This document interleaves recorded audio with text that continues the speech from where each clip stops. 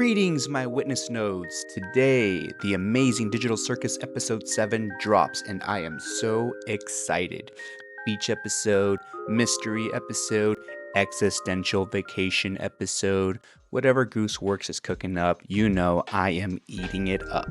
And yes, before anyone types it, technically, no, this is not an anime, but emotionally, spiritually, vibe-wise, this is totally an anime.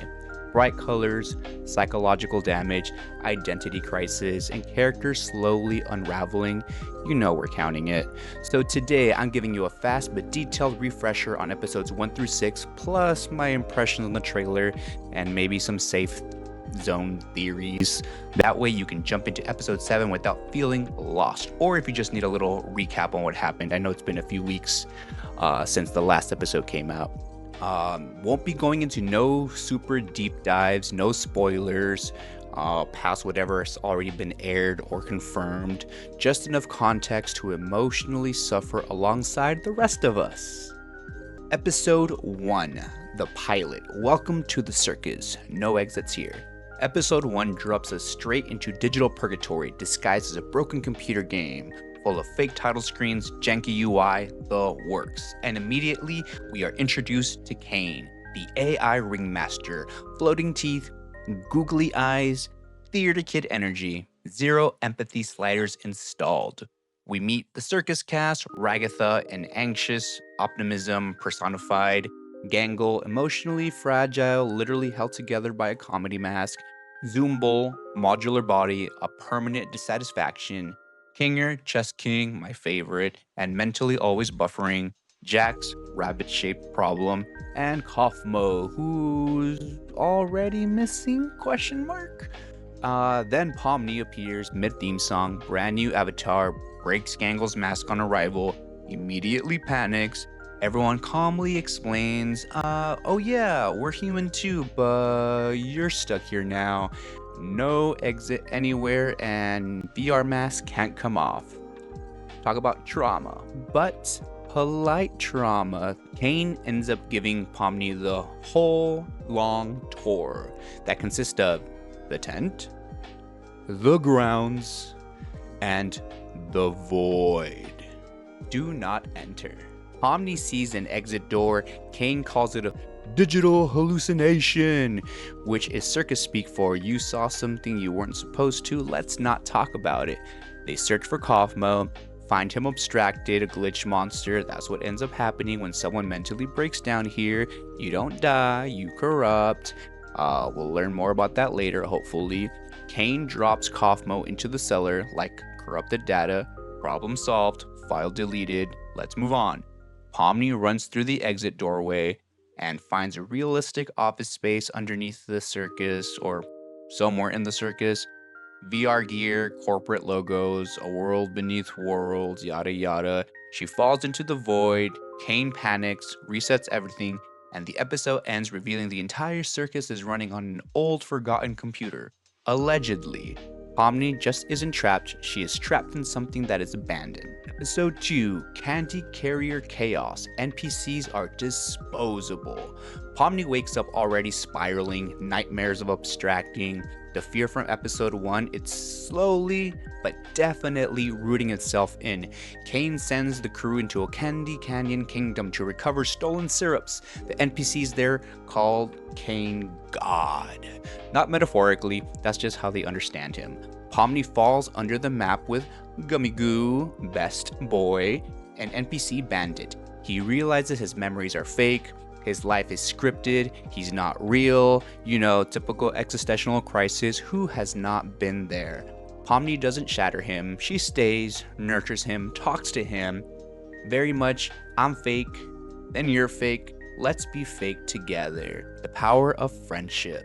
They escape, rejoin the party, and Kane immediately deletes Gummy Goo. What the fuck? Because NPCs aren't humans, and if Kane forgets who is who, something bad could happen. Pomni attends Kaufmo's funeral, and for the first time, she isn't feeling so alone. Episode 3, The Mystery of Mildenhall Manor. You can't die, but it still hurts.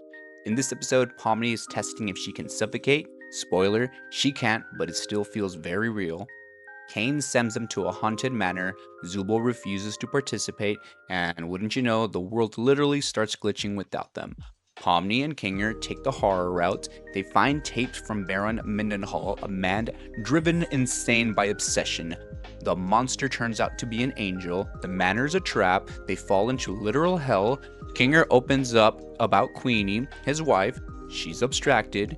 In the dark, she's calm. He held her one last time before Kane took her away. Kinger tells Pomni something crucial, that this place never gets any better, but it's the people that make it bearable. W. Kinger. They escape by holding their breath. Back in the tent, Pomni says something that matters very much, and that's, it wasn't that bad. She is starting to care. Episode 4, Fast Food Masquerade. Gangle cracks under pressure. Gangle becomes shift manager at Spudsy's. She puts on a new mask, feels normal for once. Then Kane turns labor into a punishment system. Jax pushes boundaries. Ragatha gets high on stupid sauce. Pomni gets to see Gummy Goo again, although he doesn't remember her. NPCs reuse hurts more than deletion. Gangle tries to be strong. Her authority backfires. Her mask cracks again and again. She breaks down outside. Pomni checks on her. Kane gives Gangle a performance review. Her trauma becomes a letter grade. Zubul finds her afterwards, reminds her she is not alone. Episode 5, The Suggestion Box. Everyone is drifting. Kane pitches dark adventures. The cast pushes back. Suggestion box chaos takes over. Jax has his poacher show. Pomni as president. Anime high school. And stargazing. During stargazing, Jax asks if Gangle can even be happy. Ragatha accidentally reveals he has no friends, or at least not anymore. Jax realizes he's missing a tail, doesn't know when it happened. At the bar adventure, backstories spill out. Pomni was an accountant, Gangle dropped out of art school, Ragatha escaped to what seems to be an abusive home, Jax apologizes to Pomni, they bond, and Ragatha is left feeling behind by the end of the episode. And something seems to be watching from the walls. Probably not important. And finally, episode 6. They all get guns. The masks come off. Zubul starts the episode by hiding from Kane. It's revealed that Kane's been singing Daisy Bell outside her door for some reason. Kane is really focused on this award show, so he forces the team to do a team-based gun game. They each get 3 lives, battle royale to the death, only of course you can't die. Teams are formed, but old patterns are broken. It's revealed that people end up choosing different groups. Gangle chooses Zubul, Pomni chooses Jax. During Pomni and Jax's solo adventures, Jax explains that the circus turns people into archetypes, and he urges Pomni to pick one. So she tries being evil Pomni, and she likes it a little bit too much. Ragatha is killed, breaks down in the loser corner. Kinger comforts her, tells her she can't save everyone. She has to protect herself too. Protect your peace, girl. Protect your peace. Gangle embraces chaos, fires a Tommy gun laughing. Good for her. Loses her mask, yet somehow didn't. Zubul makes the last stand, gets taken out, and Jax and Pomni win. Then everything explodes emotionally. Pomni asks Jax what he would do if she, abstracted. He says he'd forget her. She attacks him, begging him to be real with her. Jax snaps. He ends up admitting he hurts people for fun, that there's nothing underneath him, tells her to stop looking. Things get tense. At the award show, Pomni and Ragatha share a quiet smile, reconciling what they feel is emotional drifting. And as the episode ends, Kane learns he got 0 votes, and he starts glitching. That's probably nothing bad, right? Right? So, where does this leave our ragtag group of friends? Pomni is learning to connect even when it hurts. Gangle is learning to exist without her mask. Ragatha is learning she can't hold everyone together. Zubul wants control over her own body. Jax is terrified of being seen. And Kane? Well, Kane is losing control of his circus, man, which might be the most dangerous thing yet. Now that you're all caught up and you know where we stand, this brings us to episode 7, the beach episode. Nothing bad ever happens during a beach episode. The trailer shows the cast, minus Jax, on what looks to be a relaxing day off. If you know, I'm just kidding. If you've seen the trailer, you know what I'm talking about.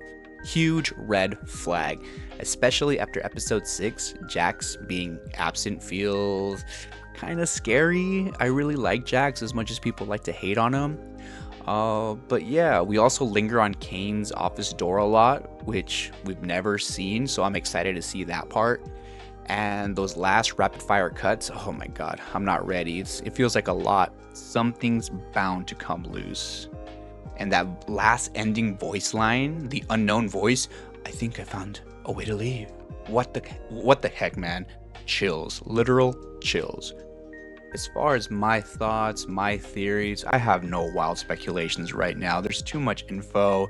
Just so much is happening. That exit door, is it a hallucination? Is it not a hallucination? I think it's not. I think it's really there, and Kane's just trying to make everyone go, hey, look over here. Don't pay attention to that exit. Aang's losing too much control. He's losing all the narrative control, and he knows it. And I feel like this is just going to end up creating such a crazy visual spectacle, and I'm excited to see it. Episode 7 feels like it's shaping up to be a pressure cooker, putting all these emotions and characters in there, compressing it tight before everything just breaks. I don't know, but I'm excited.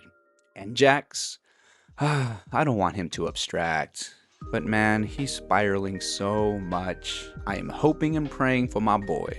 Final thoughts, episode 7 looks bright, fun, unsettling, and emotionally loaded. And yeah, I skipped a lot, so obviously watch the full series for yourself. But this video should be enough to jump in without feeling lost. And yes, we'll definitely be watching the moment it drops, so expect a full review. Maybe not this week, we have other responsibilities. So yeah, drop your episode 7 theories below, subscribe for the full breakdown, and please hit that like button, feed the algorithm, press that like button, hit share, whatever you need to do, because trust me, I don't like it when that Nexus gets hungry. Beach episode airs today, so make sure you hydrate and you emotionally prepare. Talk to you next time. Bye. Now, where to next?